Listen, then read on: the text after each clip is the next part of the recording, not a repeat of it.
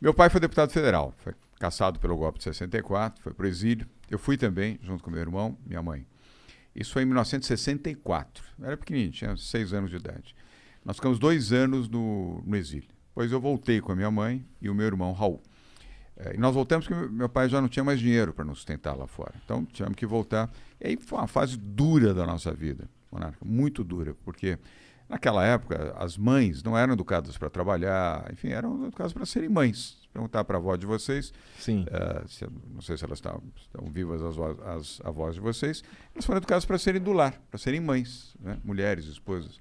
Então minha mãe voltou, minha mãe não sabia o que fazer e tinha muita dificuldade. Então eu fui trabalhar logo cedo. Aliás, eu nunca esqueço esse número, eu bati em 13 portas. Até que eu lembrei que numa agência de publicidade, onde eu fui bater, foi a 14ª porta que eu fui bater. Só para não ficar no 13, né? É. É que o número eu não esqueço. Porque 13 não. Imagina, o que alguém... Eu tinha 13 anos, bati em 13 portas. Recebi um não sabia fazer nada. Estava pedindo um emprego, olha, faço qualquer coisa. E aí fui nessa agência de publicidade.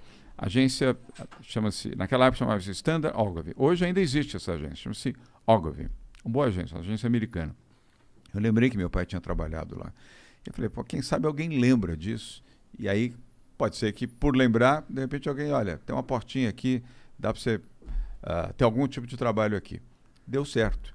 Eu fui cedinho nessa agência, fiquei esperando abrir a porta da agência. Fui lá às 7h30 da manhã, abriu às 8h, a recepcionista, bati um papão com ela, falei, olha, meu pai trabalhou aqui anos atrás, estou passando dificuldade, minha mãe também, preciso de um emprego, quem que é o diretor aqui? Aí ela, enfim, foi com a minha cara, falou, o diretor aqui chama-se Maurício, mas ele só chega aqui por volta das 9h, 9h30. Falei, não tem problema, posso ficar aqui esperando? Falei, pode, fica aí numa boa, não tem problema nenhum. De fato, ele chegou 9h30, ela, amiga da secretária dele, negociou com ela e ele me recebeu. Nunca mais esqueço desse homem. Aliás, ele era egípcio, chamava-se Maurice Cohen. Quem ajuda você, você nunca esquece, Igor. É verdade. Porque eu tava com muita dificuldade, minha mãe com dificuldade, eu estava, assim, sabe, naquela dificuldade absoluta. A gente tinha luz cortada em casa, não tinha gás, a gente não comia carne porque não tinha dinheiro para comprar carne. Então, eu precisava muito do emprego. E esse egípcio me recebeu, foi super amável comigo. Ele lembrava do meu pai, ele não conheceu o meu pai, mas ele lembrava, ele sabia que meu pai tinha trabalhado nessa agência, tinha sido diretor dessa agência. Eu expliquei para ele o que estava acontecendo comigo, com a minha mãe. Ele se sensibilizou, ele falou, olha, hoje, exatamente hoje, eu não tenho nada para te oferecer, mas eu vou ver e quero te dizer o seguinte, a primeira oportunidade que se ajuste a você, porque eu estou vendo que você não tem nenhuma formação. Eu falei, não tenho realmente, tenho vontade e disponibilidade para trabalhar e muito. Então, você tem um telefone de contato? Eu já tenho do vizinho, não tinha um telefone em casa, mas tem o da vizinha de cima, você deixa um recado à tua secretária, eu sou avisado e eu venho aqui. Bom, então, uma semana recebi o recado. Eu fui lá e ele cumpriu a palavra. Aí ele me recebeu de novo e disse, olha, você vai começar com um estágio aqui, porque você precisa aprender a fazer alguma coisa, mas é um estágio que você vai ter pelo menos o lanche e vai ter para comprar o passe do ônibus. Naquela época era o passe do ônibus, da CMTC. Eu falei, eu topo, não tem problema nenhum. Eu comecei, 10 dias depois, ele veio e falou, você vai ganhar um emprego. Eu comecei como boy interno da agência. Eram 3 casas na Alameda Santos, então tinha que levar coisa de uma casa para outra casa, da outra casa para cá, etc. Mas enfim, era um salário, meu primeiro registro profissional na carteira azul, Igor, foi nessa agência de publicidade. Essas coisas é que nem o primeiro sutiã, você nunca esquece. Porque você lembra, eternamente. Nunca mais vou esquecer desse homem que me ajudou, ele já faleceu até. Nunca mais vou esquecer desse primeiro emprego, nunca mais vou esquecer desse primeiro registro. Eu precisava muito desse salário para ajudar minha mãe. E aí eu tinha 13 anos de idade, trabalhava de dia, estava de noite para uma escola pública, a escola professora Marina Sintra, na Rua da Consolação, esquina com Antônia de Queiroz. A escola está lá até hoje. Sou muito grato a essa escola também, porque ela me preparou, fiz 3 anos nessa escola. E aí, com esse dinheiro, eu conseguia, ficava com 15%, 15%, 20% do que eu ganhava, era o equivalente a um salário mínimo. E o resto dava para minha mãe, que precisava muito. Então, aquilo foi uma coisa que me mexeu muito comigo, mudou muito a minha vida. E aí, a partir dali, eu comecei a trabalhar.